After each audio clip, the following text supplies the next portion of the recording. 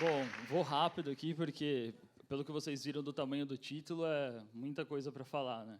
Mas, resumindo, eu quero falar um pouquinho de como a gente montou um departamento de pesquisa e desenvolvimento dentro do Magazine Luiza, que depois se tornou uma empresa focada em tecnologia e inovação do grupo do Magazine Luiza, muito rapidamente, e como a gente está tentando ajudar o Magazine Luiza a passar por transformação digital. Então, como que a gente está ajudando o Magazine Luiza a vencer nesse mercado que a gente está hoje, que é o nosso objetivo com essa área de tecnologia no geral. Só para dar uma iniciada e contextualizar todo mundo até sobre o Magazine Luiza, que muitos não devem conhecer a fundo sobre a empresa e sobre a minha pessoa. Eu comecei bem lá atrás também com e-commerce, desde 2000 no Submarino. Eu entrei quando teve a troca de marca de Booknet para Submarino, foi muito lá atrás. Tinha 17 anos quando eu entrei no time de desenvolvimento do Submarino. E de lá para cá, eu trabalhei basicamente só com e-commerce, passei 3 anos fora, trabalhando numa empresa que fazia parte de entendimento de comportamento das pessoas em canais digitais, o que ajudou bastante. Porque o maior problema agora do e-commerce, como já falaram aqui, não é você simplesmente olhar a venda lá no final, mas você entender o porquê está acontecendo daquela venda e como você pode performar cada vez melhor.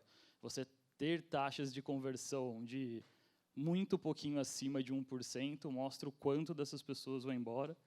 E, no nosso caso, ele vai ou para o concorrente ou vai para a nossa própria loja, porque nós temos uma estratégia de multicanalidade.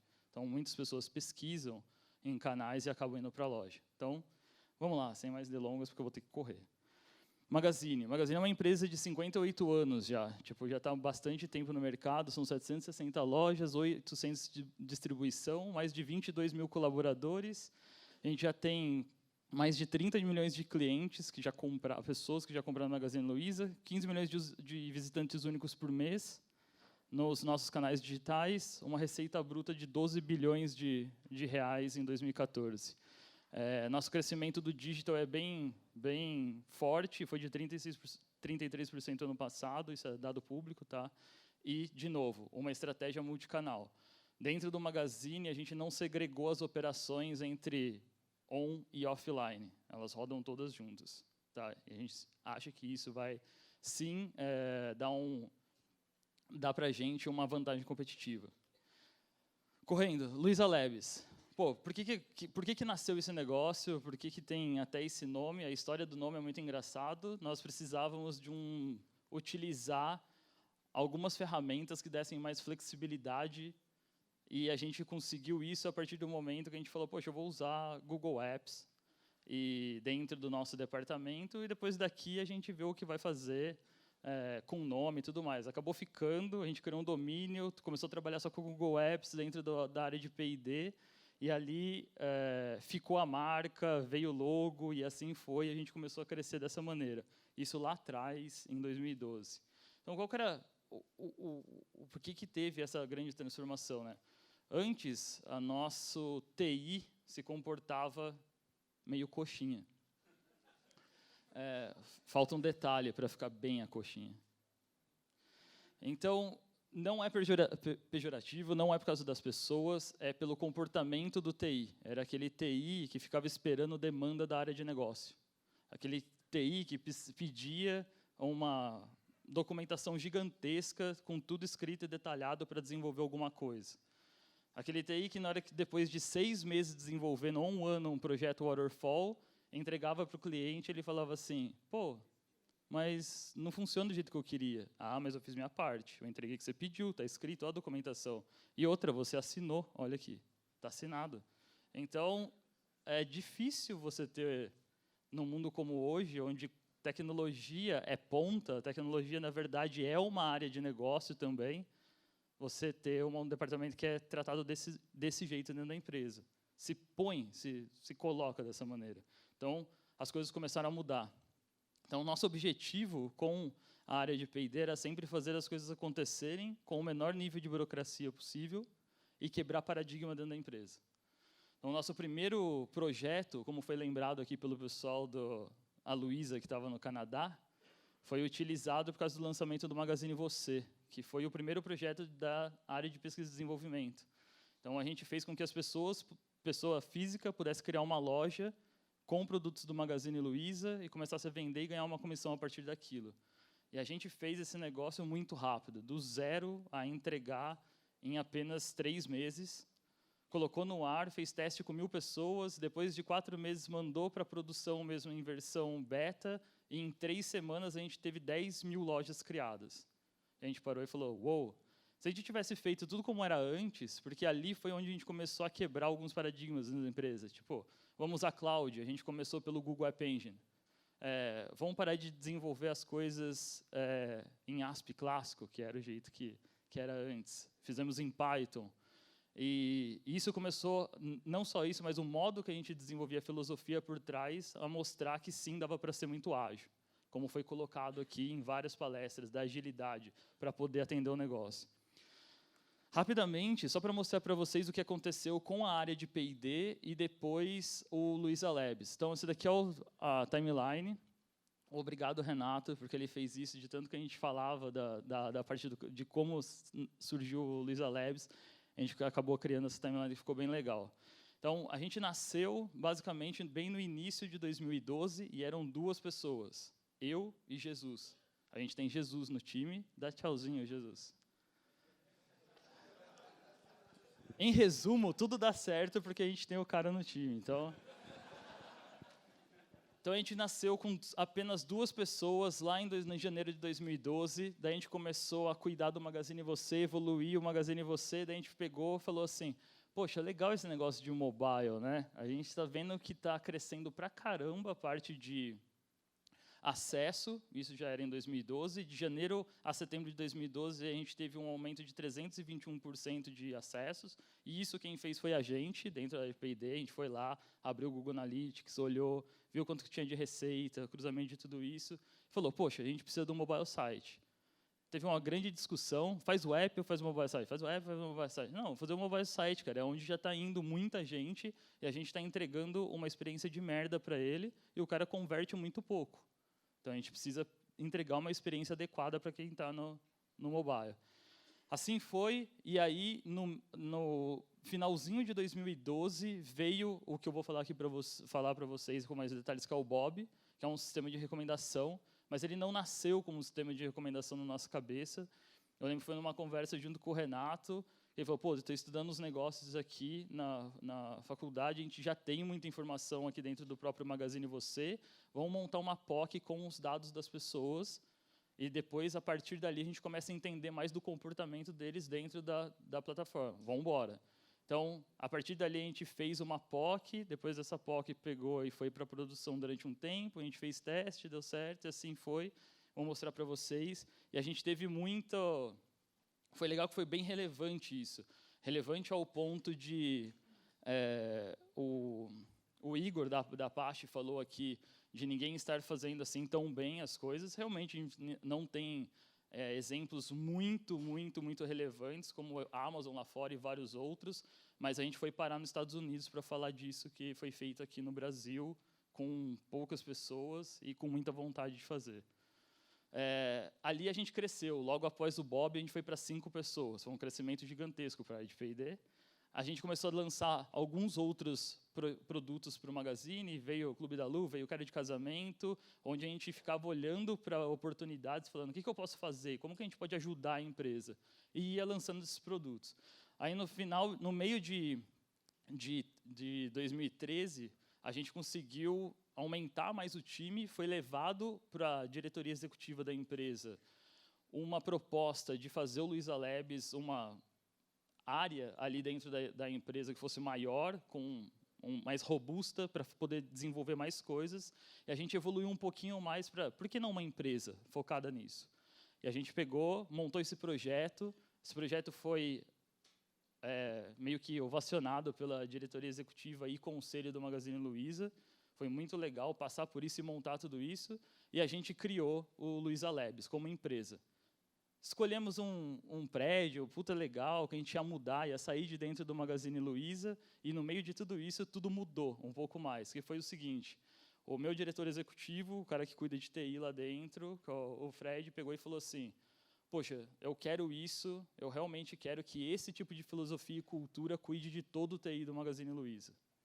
E aí a gente pegou e falou assim, bom, para fazer isso a gente tem que aumentar um pouquinho o escopo do que a gente fez antes.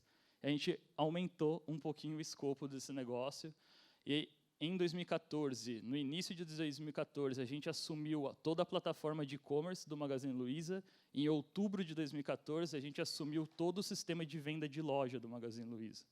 Então, o Luiza Labs passou a ser responsável pelos 12 bilhões de receita da empresa, pelo menos da venda.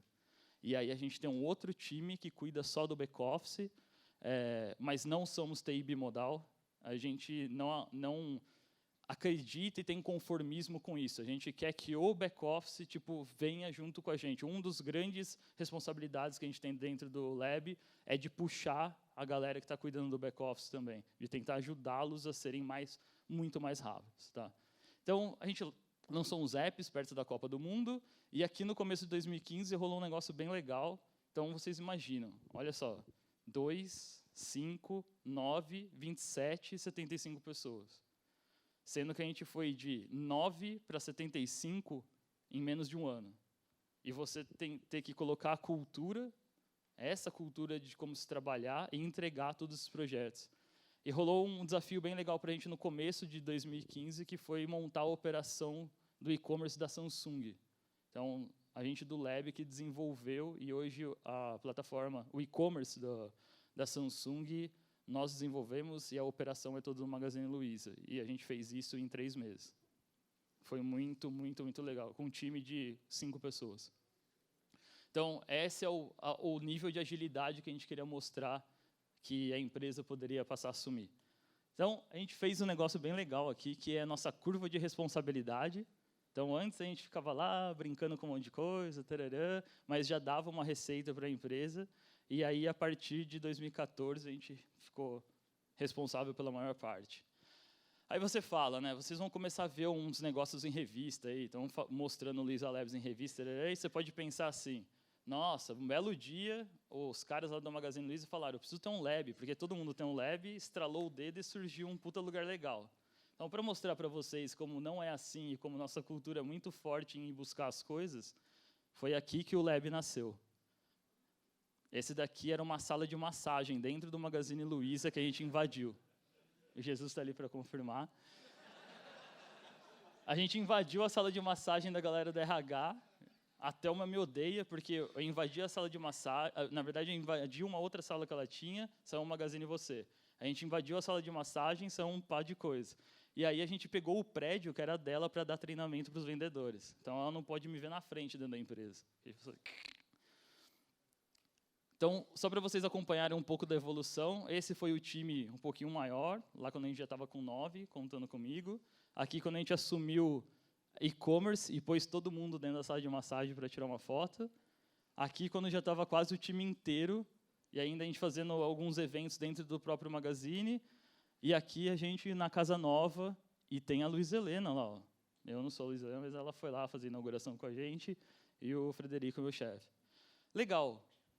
Como ser tão ágil assim? Na nossa cabeça, a parte de agilidade vem de autonomia e responsabilidade dos times. É a primeira coisa.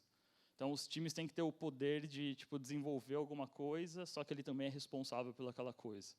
É aquele time que mantém, aquela célula que vai manter.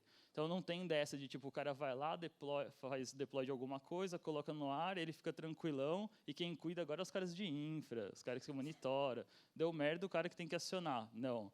Se você fez merda, você cuida. E a gente é muito transparente quanto a isso lá. Você cuida das suas merdas, você mantém aquele negócio no ar. E a gente só consegue isso com alinhamento. E o alinhamento vai de 2 pontos. Eu alinhando todo o time sobre o que a gente tem que fazer, para onde a gente vai seguir, para onde está indo o mercado, onde a gente quer atacar. E também a parte de alinhamento do o que eles podem utilizar para desenvolver, como fazer e por aí vai. Como é que a gente faz isso geralmente? Tem um time de core service que provê serviços para os times de desenvolvimento. É ali que tem os padrões do que vai se seguir. Mas existe a liberdade de ficar escolhendo. A gente tem uma analogia de falar que é um time constrói pecinha de Lego e os outros pegam as pecinhas e saem montando. Mas eles podem sugerir que tenha uma nova peça, de um novo formato. Mas o time de core service vai falar, legal, tá tipo validado, pode começar a usar para todos os times.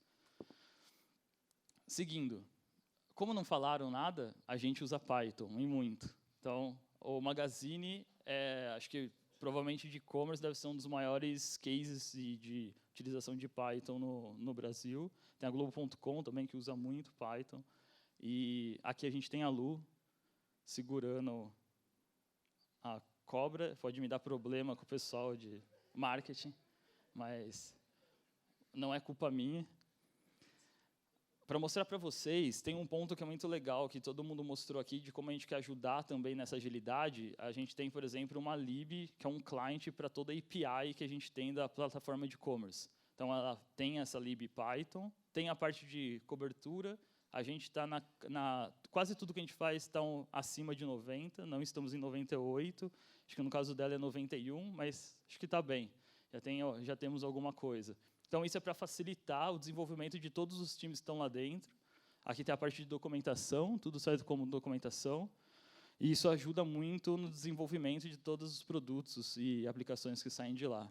Tem também uns facilitadores, como para o Django, que a gente tem a lib, que é a DJ Luiza. Então, isso facilita muito a parte de desenvolvimento. Aqui um exemplo de código. Eu não vou fazer live demo, porque vocês já riram de um monte de gente, eu não estou afim dessa, não. Então, aqui é a DJ Luiza, e o quanto isso é simples, né? Para você pegar e criar um carrinho, colocar os produtos, fechar um pedido, é muito simples. Simples ao ponto que, se a galera não quiser fazer alguma coisa que eu estou muito afim de fazer, eu consigo fazer. Diretor da área, eu consigo fazer. Então, ajuda demais. Até eu consigo falar, não vai por aí, vai fazer, então eu vou fazer. Depois vocês cuidam dos bugs. Falar um pouquinho das coisas que nós usamos. Então, basicamente, é isso daqui que a gente usa lá dentro do Lab. Tem coisa pra caramba. A gente gosta bastante de brincar com coisas novas no geral. Tem o desenvolvimento mobile. Vocês estão vendo o Docker ali, e o Docker a gente não usa para ambiente de teste, nem nada disso. Nossa aplicação de checkout inteira está em Docker. Tá? Dentro do... Eu esqueci, mas Beanstalk. Roda com Beanstalk e a gente faz todo o gerenciamento dos containers usando o Docker. Funciona muito bem. Tenho só 10 minutos, então vou para os grafos agora. Então, para falar um pouco do Bob, tá, para vocês. Esse é o logo bonitinho do Bob, que a gente chama de BOB, quando a gente vai falar em eventos e tudo mais. Mas o nome do projeto, na verdade, é esse aqui. É o Bob do Fantástico Mundo de Bob. Então, muito porque tem toda a parte da viagem do Bob, aquele menininho sonhador, e imagina a gente querendo montar um sistema de recomendação de produto em 2 dentro da empresa. Então, se encaixou muito isso. Então, falando de sistema de recomendação, basicamente é quando você vê esse tipo de coisa do site, produtos similares, a gente faz isso tudo automaticamente, ou quem viu esse produto também viu. A parte de comprar junto, imagina, antes da gente ter esse sistema, o pessoal do comercial ficava escolhendo, esse é com esse, esse é com esse, esse é com esse. E agora não, quem faz isso é basicamente o computador. Então, eles ficam muito felizes também. Às vezes não, porque essas coisas falham e aparecem coisas nada a ver, e a gente precisa dar uma trabalhada nele. Mas, na maioria das vezes, ajuda. Isso é automação. Isso é a gente diminuir pessoas tendo que fazer coisa na mão para ter a parte de automação. E coisas mais avançadas, vamos dizer assim, como montar a home inteira com conteúdo relevante para os nossos clientes, com sugestões de produtos baseado em transacional do que ele fez ou do que ele vem pesquisando há pouco tempo. E a gente tem resultados, como foi falado aqui, da parte de resultado, né? Você mandar e-mail, aquele que a gente fala que é tiro de canhão, que você acerta alguns, porque você está mandando um produto para a base inteira, contra você falar com aquele cara. A gente fez os testes da home, que a gente teve que provar que ela ficaria melhor, né? A taxa de conversão da home, no geral, era meio próximo de 1%, porque você tem lá as ofertas do dia, aquele destacão maldito que todo mundo põe, e você fica aqueles mesmos produtos e meio que o varejo tentando te empurrar alguns produtos que são as maiores ofertas, não exatamente aquilo que você quer. A gente fez um teste e colocou a home, e a gente teve 10% de 10, tarará de conversão com a home personalizada, comparado à home que é normal para todo mundo. Outra aplicação foi de e-mails personalizados. A gente não tinha, na época, a parte de personalização, de segmentação, de tentar fazer o one-on-one mesmo, falar com a pessoa, com aquilo que fazia sentido para ela.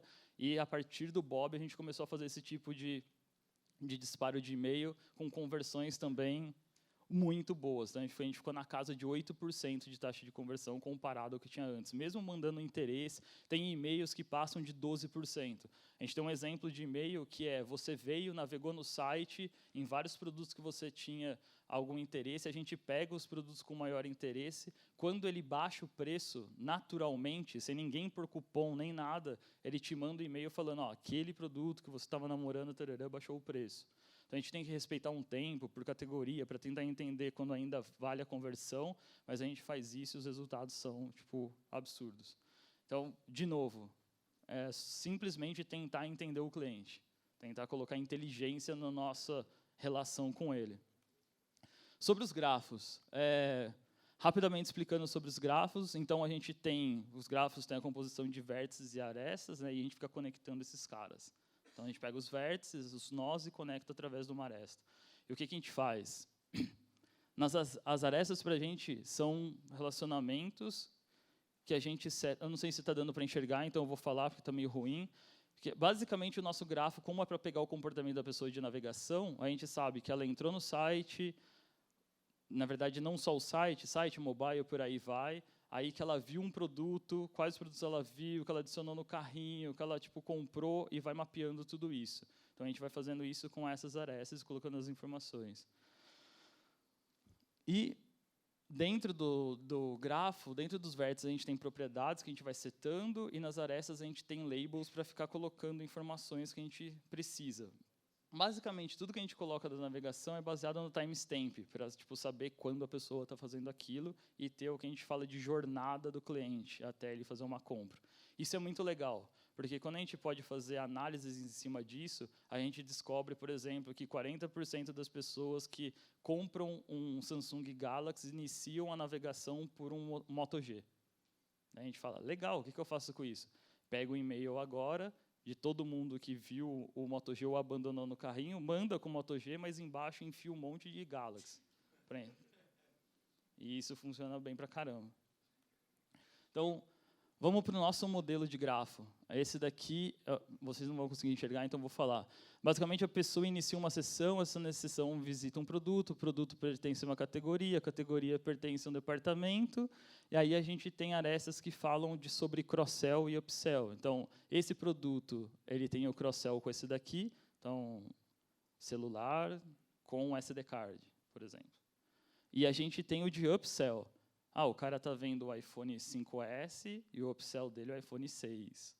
E a gente tem tudo isso já dentro do grafo para poder fazer a recomendação depois. E a parte do produto similar, qual é similar ao outro. A modelagem é essa daqui, a geral, de tudo que a gente tem dentro do grafo. Aí tem coisa para caramba aqui. Aquela é a versão resumida, e aqui tudo que a gente armazena, e a gente tem arestas que são bidirecionais, com um cara conectado no outro, outro conectado no e um que é unidirecional. Super simples, bem fácil. Então, como que funciona esse negócio na prática? Então, a gente usa uma stack, que é o Tinkerpop. Essa stack, vamos ver se no treco não vai pular, é Java, tem um conjunto de ferramentas lá que a gente pode brincar com os grafos, a gente nem usa tudo isso dele, e tem os blueprints, que são uma analogia que a gente tem para JDBC. Então, grafos persistentes, né? O que a gente fez? Eu tenho 5 minutos. A gente fez uns testes, primeiro as possibilidades eram entre o Neo4j e o Titan. E aí a gente começou a fazer teste e falou assim, putz, Neo4j não vai aguentar o que a gente precisa para dentro do Magazine. Aí depois de 2 meses de testes, destrói tudo e vamos para outra solução. Então a gente escolheu o Titan. E o TitanDB faz parte de uma stack que é da Aurelius, que foi comprada pela DataStax recentemente. Então vocês podem pegar bastante informação sobre isso, tá? Então, ele suporta grandes grafos. A gente fez um negócio super legal, que a gente começou a usar esses caras, era a versão 0.1.0, super estável, para colocar em produção. O código é aberto e gratuito, você pode usar até comercial, mas a gente, depois de começar a utilizar os caras, a gente fez um subscription, para poder ter um suporte dos caras que estavam desenvolvendo. A gente ficou até 1 ano com um alemão trabalhando junto com a gente dentro do time para evoluir o negócio, foi muito legal. E o storage é configurável, você pode trabalhar com Cassandra, HBase e tem alguns outros. Agora vai ter até conexão com DynamoDB lá dentro da AWS. A nossa escolha, como foi falado aqui pelo Augusto, do esquema do teorema CAP, a nossa escolha foi pelo Cassandra. Então, basicamente, por não ser ponto único de falha e ter uma consistência eventual. E como a gente interage com o grafo, para ficar mais simples para vocês. A gente usa o Gremlin, tá? Então, ele faz parte daquela stack, ele é uma DSL, a Fabiane falou um pouco, é tipo uma linguagem específica para você conversar com o grafo, e fica mais fácil de você entender o que você está fazendo. É bem simples, tão simples que eu conseguia fazer query no grafo, e tem uma comunidade bem ativa em cima dele. Então, exemplo, sem live code, mas um exemplo do negócio rodando, a gente tem como criar um vértice, né? Então, estou criando um vértice que é o visitante, vou criar um outro vértice que é um produto e vou ligar esses dois caras por uma interação que é, tipo, um cara visitou um produto específico. Comita isso, está gravado lá dentro do grafo e a gente tem essa informação lá para brincar. Como funciona na prática, no caso do quem viu também viu, por exemplo, para vocês verem. Tem uma animaçãozinha bem legal que mostra isso. Então, a gente vai começar. A gente tem aqui informação de quem visitou o quê. A gente vai pegar um vértice inicial para começar a navegar e entender. Então, a primeira coisa que a gente tem, starta pela TV de LED 40 e vamos ver quem, depois da TV de LED 40, viu o quê. Então, a gente vai pegar a aresta de visitou, chegamos até as sessões, e agora a gente vai das sessões para os produtos que elas viram. Vai, Grêmio.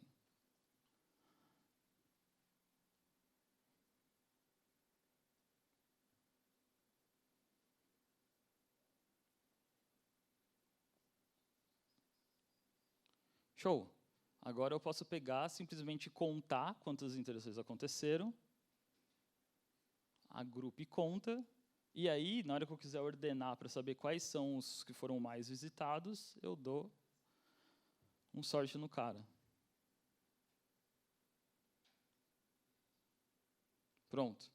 Se a gente fosse pegar o que foi mais visitado, foi a TV de LED de 42 polegadas.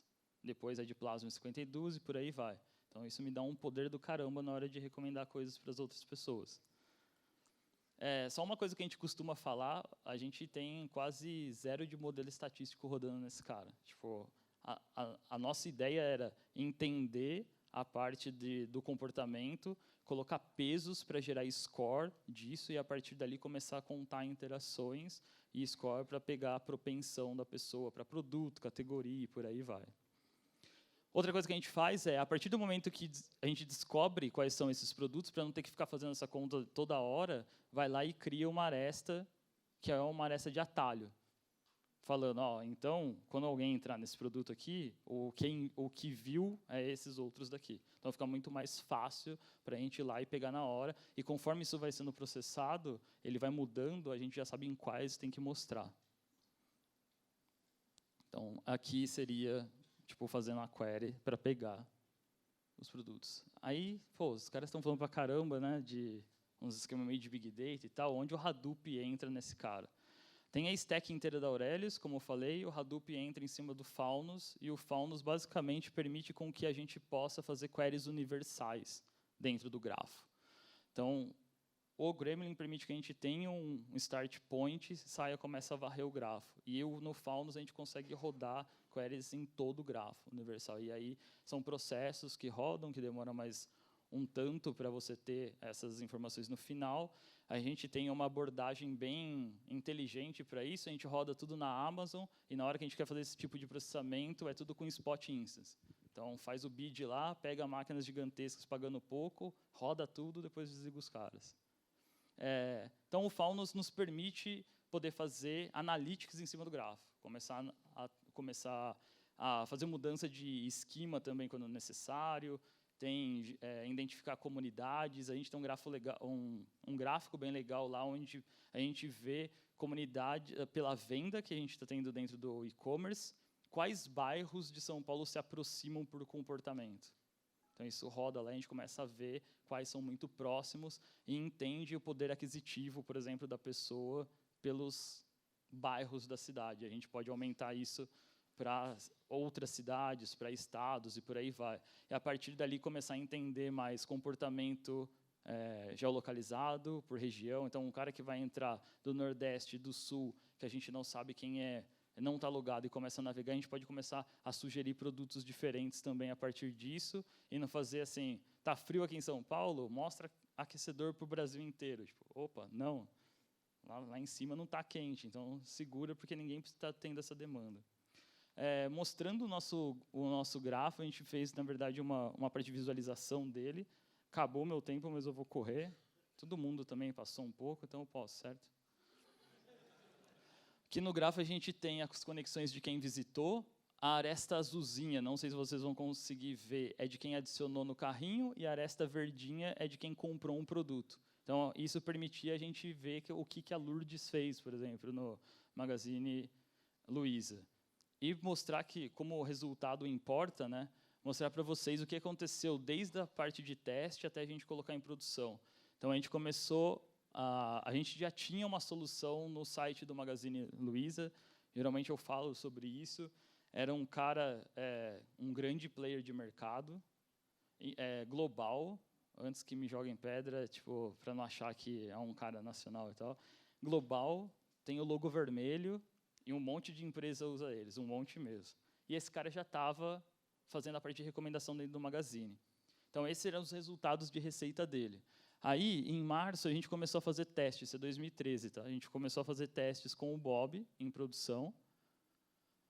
Aqui, em maio, a gente teve que tirar ele de produção durante 2 semanas para corrigir um problema que a gente estava no nosso cluster do Cassandra, e a gente viu a receita caindo, o que foi muito bom, nossos testes. E lá em setembro de 2013, o Bob entrou sozinho em produção, já era só ele. Então, foi quando ele assumiu. Então, a gente tirou o cara um mês antes e depois o Bob subiu sozinho. E isso daqui foi o que aconteceu em receita dentro do nosso site, em recomendação. Quando a gente fez A/B testings entre o nosso e o que estava dentro no ar, que a gente começou a comparar os slots e os algoritmos para ver o que dava de receita, a gente teve um lift de 35%. Então, fora passar a entender melhor do nosso cliente, a gente ainda trouxe um aumento de receita para o negócio. Então, foi muito bom. Foi o porquê, ao apresentar o Bob, a diretoria virou para a gente e falou, cancela o contrato do outro cara. E aí a gente teve que ir para a produção. E a gente quase morreu do coração, porque eu não sabia como ia segurar o Cassandra em produção, com aquele time daquele tamanho. Foi bem emocionante. Então, como está o Bob hoje no Magazine? A gente já tem 3 bilhões de arestas armazenadas dentro do Bob.